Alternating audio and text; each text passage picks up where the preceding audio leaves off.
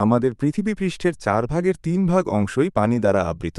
বিস্তৃত এই জলরাশির একটি সাধারণ বৈশিষ্ট্য হল জোয়ার ভাটা। পৃথিবীর বাইরের মহাকর্ষীয় শক্তির প্রভাবে সমুদ্রপৃষ্ঠের জল নিয়মিত বিরতিতে ফুলে ওঠা এবং নেমে যাওয়াকে জোয়ার ভাটা বলে। জোয়ার ভাটার ফলে সমুদ্রে যে ঢেউয়ের সৃষ্টি হয় তাকে বলে জোয়ার তরঙ্গ। আমাদের গ্রহের প্রাকৃতিক পরিবেশের জন্য জোয়ার ভাটা অত্যন্ত গুরুত্বপূর্ণ একটি প্রক্রিয়া। এই পর্বে জোয়ার ভাটা সম্পর্কে আলোচনা করা হবে।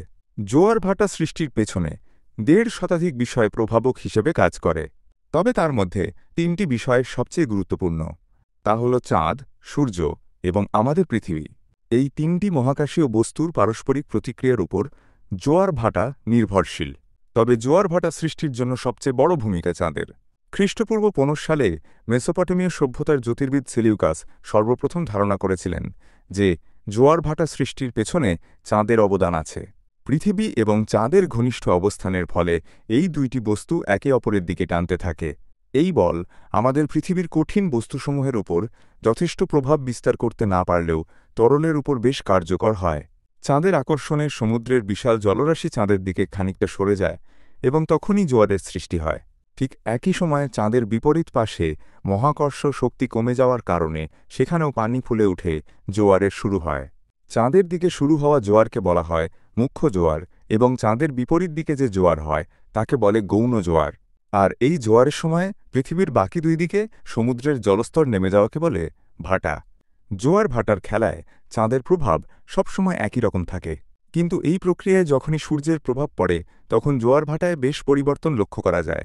সূর্যের অবস্থানের কারণে জোয়ার কখনো প্রকট হয়, আবার কখনো তীব্রতা হারায়। যখন চাঁদ, সূর্য এবং পৃথিবী একই সরলরেখায় অবস্থান করে তখন অধিক মহাকর্ষীয় বলের প্রভাবে স্বাভাবিকের তুলনায় তীব্র জোয়ার হয়। একে তেজ কটাল বা ভরা কটাল অথবা ভরা জোয়ার বলা হয়। অমাবস্যা ও পূর্ণিমার রাতে পৃথিবী, চাঁদ ও সূর্য একই সরলরেখায় অবস্থান করলে ভরা জোয়ার দেখা যায়।